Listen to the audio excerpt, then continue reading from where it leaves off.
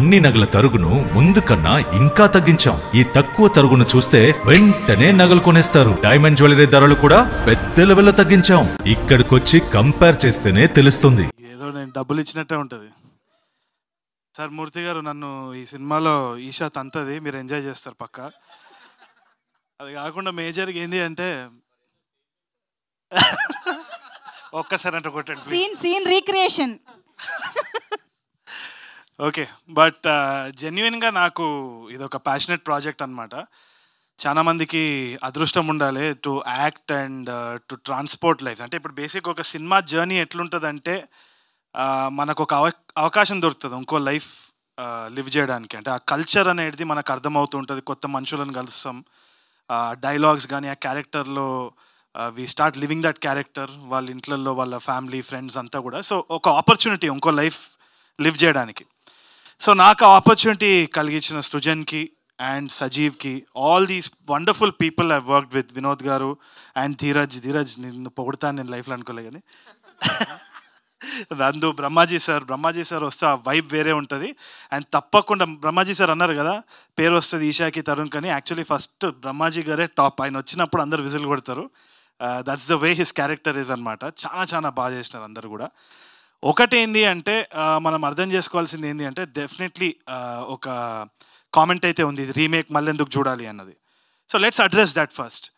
Remake అన్నది అది ఆ టాపిక్ నేను మళ్ళీ వస్తా కానీ, ఇప్పుడు గోదారి యాస అన్నది అండ్ ఇంకోటి ఆ కల్చర్ ఏదైతే ఉందో రాజమండ్రిలో పోయి when we shot mid summer, ఆ ఫుడ్ కానీ అక్కడ ఉన్న జనాలు కానీ అక్కడ ఉన్న వాతావరణం వాళ్ళు మాట్లాడే తీరు ఏదైతే ఉన్నదో దాన్ని యాజ్ ఇట్ ఈస్ ఒక సినిమాటిక్ ఎక్స్పీరియన్స్ ఇవ్వడం అంటే ఇది ఈ సినిమానే రీసెంట్ టైమ్స్లో నేను గ్యారంటీ చెప్తున్నాను. అండ్ అది మనము ట్రాన్స్పోర్ట్ చేస్తున్నాము చాలామందికి. ఇప్పుడు నేను దానికి ఒకటే ఒక రీజన్ చెప్తున్నాను, why should we watch it అన్నప్పుడు, విజయం సూపరం పౌర్ణ్యనుమ ఏదో మలయాళం సినిమా వచ్చింది, మీకు తెలుసో తెలీదు. 100 రోజులు ఆడింది ఆ సినిమా. 100 రోజులు ఆడింది, ఎన్నో అవార్డ్స్ వచ్చింది. అక్కడ మలయాళం ప్రెస్ కానీ ఆడియన్స్ కానీ చాలా ఆదరించినారు ఆ సినిమాని. అది పెళ్లి చూపులు రీమేక్. సో ఒకటే చెప్తున్నా, ఇట్ డస్ నాట్ మ్యాటర్. దీంట్లో ఆనెస్టీ మీకు కనిపిస్తుంది, కనిపించకుంటే చూడకండి, నలుగురికి చెప్పండి చూడొద్దని చెప్పేసి అంతే. అంతకంటే ఏం చేస్తాం. కొత్త టెక్నీషియన్స్ వచ్చినారు, we wanted to take a risk. దీంట్లో జెన్యూన్గా ఎవరికి they came out of love.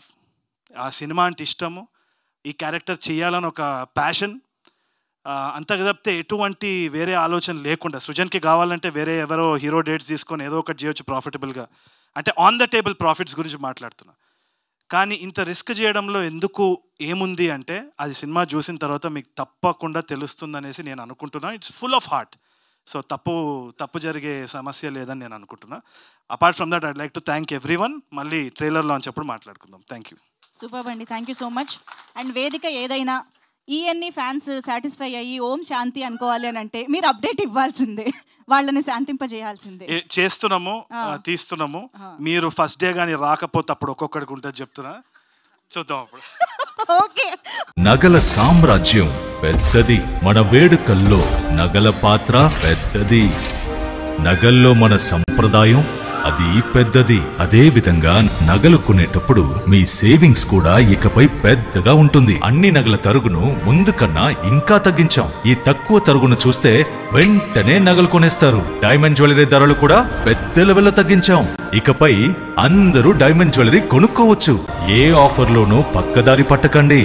ఇక్కడికొచ్చి కంపేర్ చేస్తేనే తెలుస్తుంది మీకు ఎంత పెద్దగా డబ్బులు ఆదా అవుతుందో అని.